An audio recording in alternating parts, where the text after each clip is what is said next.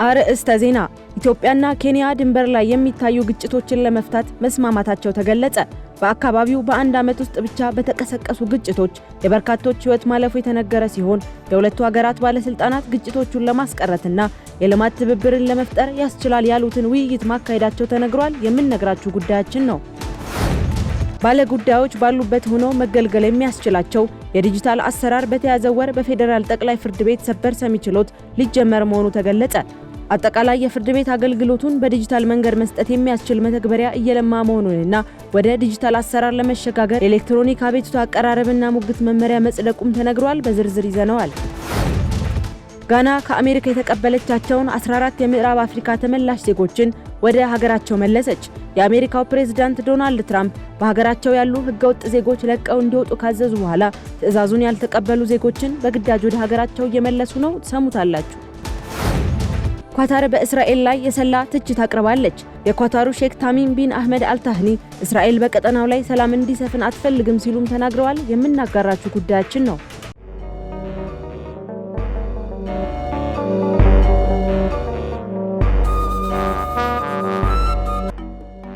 ሰላም ጤና ይስጥልኝ ሀገሬ ቴሌቪዥን ተመልካቾቻችን፣ የሰዓቱ ዜናዎች ወደ እናንተ መድረስ ጀምረዋል። ከዜናዎቹ ጋር ምህረት ደግፍ ነኝ። አብራችሁኝ እንድትቆዩ በአክብሮት ጋብዛለሁ።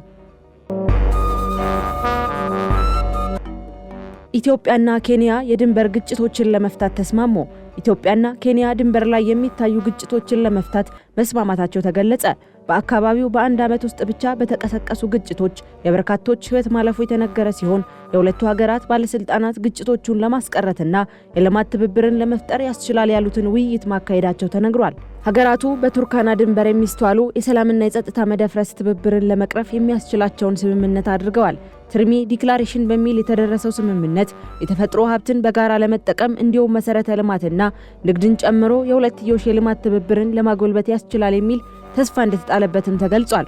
የደቡብ ኢትዮጵያ ክልል ርዕሰ መስተዳድር አቶ ጥላሁን ከበደ ስምምነቱ የዳሰነች የአንጋቶምና የቱርካና የአዋሳኝ አካባቢ ማህበረሰቦችን ፍላጎትንና የጋራ ተጠቃሚነትን ተደራሽ ያደርጋል ማለታቸው ተጠቅሷል።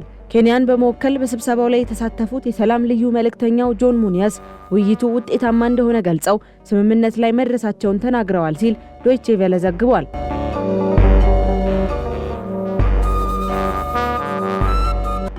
ባለጉዳዮች ባሉበት የችሎት አገልግሎት ሊያገኙ ነው ተባለ። ባለጉዳዮች ባሉበት ሆኖ መገልገል የሚያስችላቸውን የዲጂታል አሰራር በፌደራል ጠቅላይ ፍርድ ቤት ሰበር ሰሚ ችሎት ሊጀመር መሆኑ ተገልጿል። የፌደራል ጠቅላይ ፍርድ ቤት ምክትል ፕሬዝዳንት ጽህፈት ቤት ኃላፊ የሆኑት አቶ ዳኛ አበበ ሰለሞን ከኢትዮ ቴሌኮም ጋር በመተባበር በፌደራል ፍርድ ቤቶች መሰረት ልማት መዘርጋቱን፣ አጠቃላይ የፍርድ ቤት አገልግሎቱን በዲጂታል መስጠት የሚያስችል መተግበሪያም እየለማ መሆኑን እንዲሁም ደግሞ ወደ ዲጂታል አሰራር ለመሸጋገር የኤሌክትሮኒክስ አቤቱታ አቀራረብና ሙግት መመሪያ ጸድቋል ብለዋል። መመሪያው ባለጉዳዮች ባሉበት ሆኖ የኤሌክትሮኒክስ አቤቱታ ለማቅረብ መልስ እንዲሰጥ ከፍርድ ቤቶች ወደ ባለጉዳይ መጥሪያ ለማድረስ የሚያስችል መሆኑን ጠቅሰው ባለጉዳዮች የዳኝነት ሂደቱን ባሉበት ሆኖ እንዲከታተሉ የሚያስችል አሰራር መካተቱን ጠቁመዋል። በዚህም ከመስከረም 23 ቀን 2018 ዓ.ም ጀምሮ በፌደራል ጠቅላይ ፍርድ ቤት ሰበር ሰሚ ችሎት ትግበራው እንደሚጀመርና በሂደት በተያዘው ዓመት በሁሉም የፌደራል ፍርድ ቤቶች ለመተግበር መታቀዱን አብራርተዋል። አያይዘውም ሁሉም የፌደራልና ክልል ፍርድ ቤቶች ራሳቸውን ዝግጁ አድርገው መጠበቅ እንዳለባቸው ማሳሰባቸውን ኤፍኤምሲ ዘግቧል።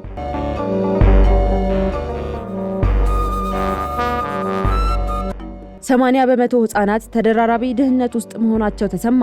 በኢትዮጵያ ወደ 80.4 በመቶ ወይንም 47.8 ሚሊዮን የሚጠጉ ህጻናት በተደራራቢ ድህነት ውስጥ እንደሚኖሩ አዲስ ጥናት አመላክቷል። ይህ ጥናት ከገንዘብ እጥረት በተጨማሪ እንደ ንጹህ ውሃ፣ ጤናና ንጽህና ያሉ መሰረታዊ አገልግሎቶች ህጻናት ላይ እንደተጓደሉ ያሳያል። በፖሊሲ ጥናት ተቋምና በዩኒሴፍ በጋራ የተሰራው ሪፖርት እንደሚያመለክተው እያንዳንዱ የተጎዳ ህጻን በአማካይ ከ9 ቁልፍ ዘርፎች መካከል 6.2 በመቶ ያህሉ ላይ መሰረታዊ አገልግሎት አያገኝም። ከሁሉም በላይ የንጽህና አጠባበቅና የንጹህ ውሃ አቅርቦት ከፍተኛ ችግሮች ሆነው የተገኙ ሲሆን ከ90 በመቶ በላይ የሚሆኑ ህጻናት የንጽህና አጠባበቅ አገልግሎት ሲያጡ 87.3 በመቶዎቹ ደግሞ ንጹህ ውሃ የማግኘት ችግር እንዳለባቸው ተነግሯል።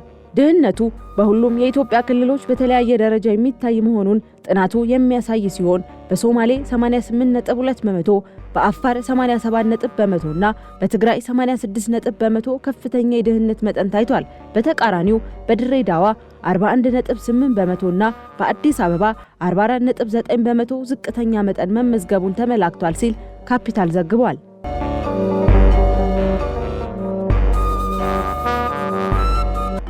ቅዱስ ሪዞርትና ሆቴሎች ያስገነባውን ህንፃ ስራ አስጀመረ። በሆቴልና ሆስፒታሊቲ፣ በሪል ስቴት አልሚነት፣ በሪዞርቶችና በቱሪዝም ዘርፍ ለማሰማራት አቅዶ የተቋቋመው ቅዱስ ሪዞርትና ሆቴሎች በአዲስ አበባ ያስገነባውን ህንፃ ማስጀመሩን ለጣቢያችን በላከው መግለጫ አስታውቋል። በአዲስ አበባ ኡራኤል አካባቢ የተገነባው ባለ 18 ወለል ህንፃ ለቅይጥ አገልግሎት የሚውል መሆኑም ተነግሯል። ለንግድ ሱቆች፣ ለባንክና ለኢንሹራንስ፣ ለሬስቶራንት፣ ለቢሮዎችና ለመኖሪያ የሚሆኑ ክፍሎችን እንደያዘ በመግለጫው ተጠቅሷል። በ46 አባላት የተመሰረተው ኩባንያው ዓላማ አድርጎ በተነሳባቸው ዘርፎች ውጤታማ ለመሆን እንደሚሰራም አስታውቋል።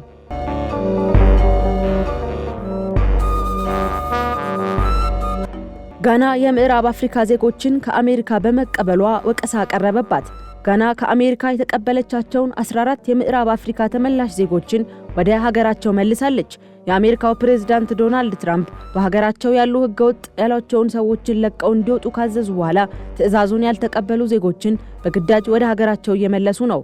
13 የናይጄሪያ ዜጎችና አንድ ጋምቢያዊ ከአሜሪካ በግዳጅ እንዲወጡ ከተደረገ በኋላ ጋና የተቀበለቻቸው ሲሆን አሁን ደግሞ ወደ ሀገራቸው መልሳቸዋለች። ከተመለሱት ናይጄሪያውያን መካከል አሁንም ጋና የሚገኙ ዜጎች አሉ ያሉት ከተመላሾች መካከል የአራቱ ጠበቆች የጋና መንግስት ያደረገውን ድርጊት ተቃውመዋል። ተመላሹ ዜጎቹን ከአሜሪካ የተቀበለችው ጋና በርካታ ትችቶችን እያስተናገደች ሲሆን የጋና የውጭ ጉዳይ ሚኒስቴር አኩዜቶ አብላኳ ሀገራቸው ከአሜሪካ መንግስት ምንም አይነት የገንዘብ ካሳ አልተቀበለም፣ ዜጎቹን የመቀበል ሂደቱ በሰብአዊ ድጋፍ ላይ ተመሰረተ ነው ሲሉ ትችቱን ተከላክለዋል። የናይጄሪያ መንግስት በበኩሉ ዜጎቹ ወደ ጋና ስለመላካቸው እውቅና እንደሌለው ገልጾ ከዚህ ቀደም ከአሜሪካ በቀጥታ የተላኩ ዜጎችን መቀበሉን አስታውቋል ሲል የዘገበው አፍሪካን ኒውስ ነው።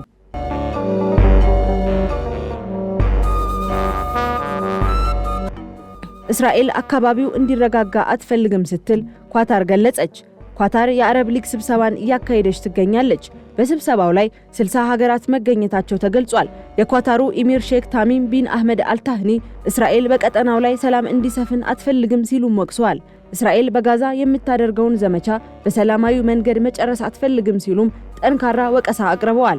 እስራኤል ጦርነቱን በድርድር የማጠናቀቅ እቅድ ቢኖራት በዱሃ ለሚዘጋጀው መድረክ የሚመጡ የሐማስ አመራሮች ላይ ጥቃት ለማድረስ ሰው አልባ አውሮፕላኖችንና ጀቶችን አትልክም ነበር ሲሉም ለጉባኤው ገልጸዋል።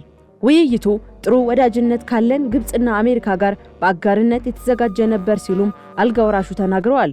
በጉባኤው ላይ የተገኙት የቱርኩ ፕሬዝዳንት ረሲፕ ታይብ ኤርዶጋን በበኩላቸው እስራኤል የምታደርገውን ጥቃት የአረብ ሊግም ሆነ የተባበሩት መንግስታት ድርጅት በልኩ ባለማውገዙና የዓለም አቀፉ ማህበረሰብ ከተገፉት ጋር አለመቆሙ ለእስራኤል የልብ ሰጥቷል ብለዋል። ይህ እስራኤል አካባቢው ላይ ሽብርተኛ ሆና እንድትቀጥል መንገድ ጠርጓል ሲሉም መናገራቸውን አልጀዚራ ዘግቧል።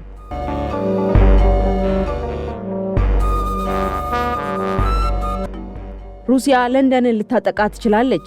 የሩሲያው ፕሬዝዳንት ቭላዲሚር ፑቲን ለንደንን፣ ፓሪስን ወይንም በርሊንን በቀጣይ ኢላማ ሊያደርጉ ይችላል የሚል ማስጠንቀቂያ ለሰሜን አትላንቲክ ቃል ኪዳን ድርጅት ኔቶ ደርሶታል ተባለ። ሩሲያ የሮማኒያና ፖላንድን የአየር ክልል ጥሳ መግባቷን ተከትሎ ሩሲያ በቀጣይም ለንደንንና ፓሪስን ልታጠቃ ትችላለች የሚል ማስጠንቀቂያ ለኔቶ ደርሶታል ሲል ዴሊ ኤክስፕረስ ዘግቧል። በሌላ በኩል ለዩክሬን ወታደራዊ ድጋፍ በማድረግ የኔቶ ሀገራት ከሩሲያ ጋር ጦርነት ላይ ናቸው ሲሉ የክሬምሊን ቃል አቀባይ ዲሚትሪ ፔስኮቭ ለሩሲያ ጋዜጠኞች በሰጡት መግለጫ ተናግረዋል። ቃል አቀባዩ ይህንን ንግግር የተናገሩት ሩሲያ በፖላንድና ሮማኒያ የአየር ክልል ውስጥ ሰው አልባ ድሮኖችን አስገብታለች ከተባለና መረጃዎች ከወጡ በኋላ ነው። ፖላንድም በዚህ ክስተት የመጀመሪያ የሆነውንና በራሷ የአየር ክልል ውስጥ ያገኘችውን የሞስኮ ወታደራዊ ንብረት የሆነውን የፖላንድ ብሔራዊ ምርምር ተቋም ናስክ በበኩሉ ጦርነት ውስጥ ያለችው ብቸኛ ሀገር ሩሲያ ብቻ ናት ሲል ገልጿል። ተመልካቾቻችን ለሰዓቱ የያዝናቸው ዜናዎች እነዚህን ይመስሉ ነበር። ከቀጣይ የሀገሬ ቴሌቪዥን ፕሮግራሞች ጋር መልካም ቆይታ